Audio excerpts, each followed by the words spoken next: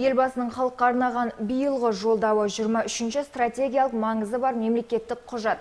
Ақпарат құралдары жарыса жазып, ол туралы түрлі түсіндірме сабақтарын жүргізеді. Бірақ жолдау деген не? Оның мақсаты қандай деген сұрақтарға толыққанды жауап алған емеспіз. Тек жолданған жолдауды талдаймыз, сайып келгенде мемлекеттік маңызы бар бұл саяси бағдарламаның негізгі мақсаты не? Түркістандық жастармен тілдескен тілшіміз тарқатсын. Әр елдің президенті өзінің халқына жолдауды жыл сайын немесе араға жыл салып жолдайды.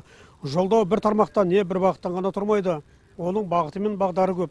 Жолданған жолдауды талқылау арқылы халық арасында елдің сыртқы және ішкі саясаты туралы ақпарат беріледі.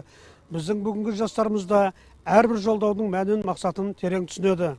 Бұл жолдауларды жолдау халықтың, ұлттардың, яғни мемлекетпен арасындағы байланысты нығайту, мемлекетті дамыту, ең дамыған 30 елдің қатарына енгізуге жасалынып отырған ең үлкен іс-шара деп айтуға болады.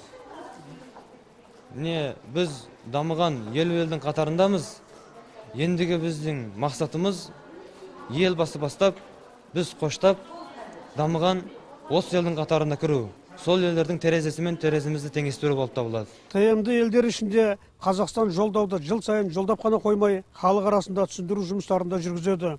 Жолдаудың жолдану мақсаты елдің өткеніне сараптама жасап, бүгінгі жасалатын істердің басын ашып, ертеңгі болашаққа жол ашу. Біз жастар осы жолдаудан қуат аламыз. Осы жолдау арқылы еліміз көркейіп дамай береді. Соған біз атсалыса отырамыз. Елбасымыз өзінің халыққа деген тұңғыш жолдауын 1997 жылы жолдаған болатын.